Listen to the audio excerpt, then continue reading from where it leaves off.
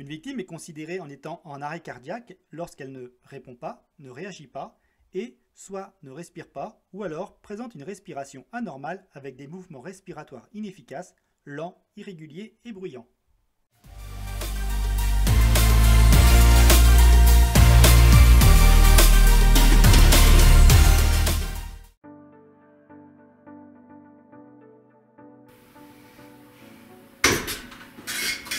Monsieur? Monsieur? Serrez-moi les mains! Ouvrez les yeux!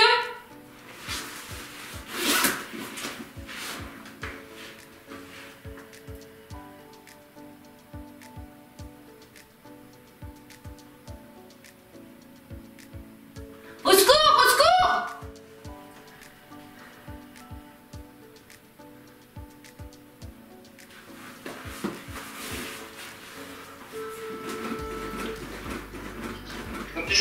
Oui, bonjour, je m'appelle Natacha, je suis au 18 Grande Rue à Saint-Sauveur, mon numéro de téléphone est le 02 17 17 17 17. Je suis en présence d'un homme qui ne respire plus et qui est inconscient.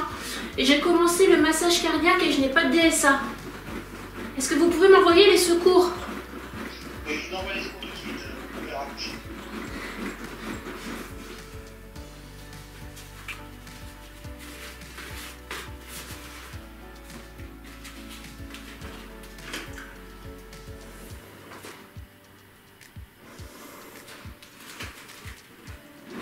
Deux, 3, 4, 5, 6, 7, 8, 9, 10, 11, 12, 13, 14, 15, 16, 17, 18, 19, 21, 22, 23, 25, 26, 27, 28, 29, 30.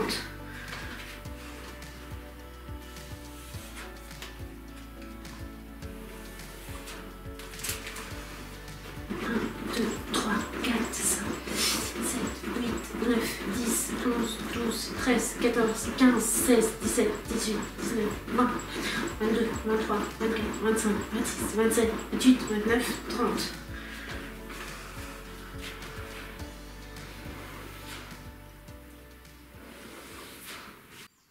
Maintenant que nous avons vu cette séquence en temps réel, nous allons détailler la technique. Une fois que l'on s'est assuré qu'il n'y a pas de danger, on peut aborder la victime en lui posant des questions simples, telles que « Comment ça va ?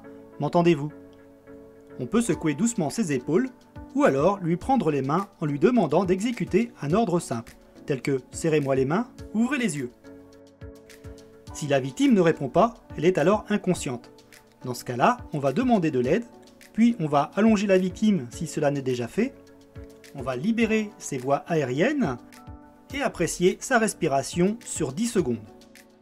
Pour cela, tout en maintenant ses voies aériennes libres, on va approcher notre joue et notre oreille au niveau de la bouche et du nez de la victime. On va pouvoir regarder si le ventre et la poitrine de la victime se soulèvent.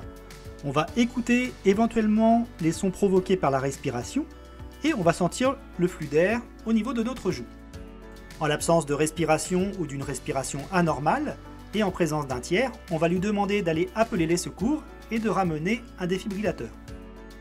On va débuter immédiatement une réanimation cardio-pulmonaire en répétant des cycles de 30 compressions thoraciques suivis de 2 insufflations. En l'absence de tiers, on va prévenir les secours de préférence avec un téléphone portable en le mettant sur haut-parleur. Si un défibrillateur est proche, c'est-à-dire disponible dans les 30 secondes, on va le mettre en œuvre le plus rapidement possible et suivre ses indications. Puis, on va attaquer une réanimation cardio-pulmonaire de 30 compressions suivie de 2 insufflations. On va poursuivre cette réanimation cardio-pulmonaire jusqu'au relais par les services de secours. Si le secouriste ne peut ou ne se sent pas capable d'effectuer les insufflations, il va se contenter d'effectuer les compressions thoraciques à un rythme de 100 à 120 mouvements par minute. En présence de plusieurs sauveteurs, on va relayer le sauveteur qui effectue les compressions thoraciques toutes les 2 minutes. Si un DAE est mis en place, on pourra le relayer au moment où l'analyse est effectuée. Le DAE ne doit jamais être éteint et les électrodes ne doivent jamais être enlevées jusqu'à l'arrivée des secours. Et cela même si l'état de la victime s'améliore.